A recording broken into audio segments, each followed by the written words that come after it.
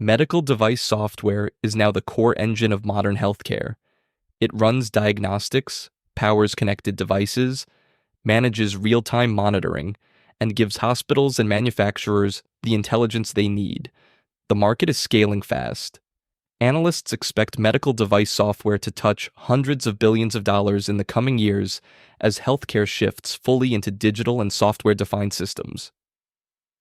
If you're a founder or manufacturer planning to build medical device software in 2026 and want clarity on cost, scope, and the process, this breakdown will give you a clear direction. Here's what you need to know. Healthcare is moving toward intelligent, connected, software-driven devices. Hospitals want automation, accuracy, and reduced clinical risk. Manufacturers want better performance, analytics, and recurring revenue. Regulators are offering clear SaMD and SIMD pathways, so demand for compliant, enterprise-grade medical device software is exploding. Building now positions you in a market that rewards reliability, safety, and regulatory readiness. Let's move through the steps. Step 1. Define your device category and risk class. Is it companion software, standalone SaMD, or embedded software for a Class 2 or Class 3 device? This single decision shapes your architecture, validation depth, and regulatory pathway. Step 2. Outline your essential features. Secure device communication, real-time data handling, firmware management, clinician dashboards, patient apps, analytics engines. Whatever your device requires. If you support diagnostics or decision support, requirements become stricter, and everything must align with IEC 62304, HIPAA, GDPR, and regional compliance rules. Step 3. Choose the right tech stack. Python, Java, and C++ power device-side logic.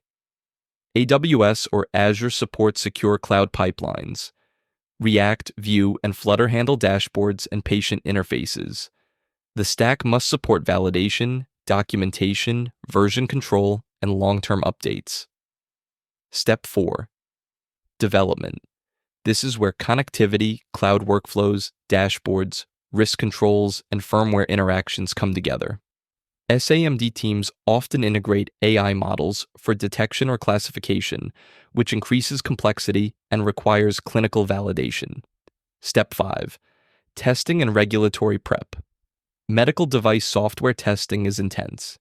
You need verification and validation, cybersecurity testing, usability checks, risk assessments, and full traceability. If you're targeting a 510K or CE mark, documentation becomes a significant cost. Step 6. Launch and maintenance. Post-market updates, security patches, monitoring, complaint handling, and change management continue long after launch. This long-term responsibility must be built into your budget. Now the numbers. Research and planning. 2,000 to 30,000 UI and UX design. 5,000 to 25,000 back-end development. 20,000 to 80,000 front-end development, 10,000 to 50,000 device integration and firmware interaction, 10,000 to 40,000 verification, validation, and regulatory documentation, $15,000 to $100,000. When you put it all together, here's the realistic range. Class 1 software, $150,000 to $250,000. Class 2 software with analytics and hardware integration, $300,000 to $500,000. Class 3 high-risk software with clinical validation, $1 million plus.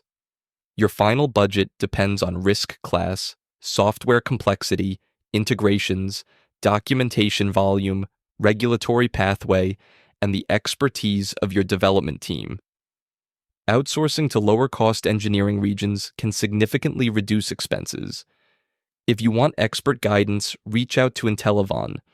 Our team builds compliant, scalable medical device software, embedded systems, SaMD, and everything in between.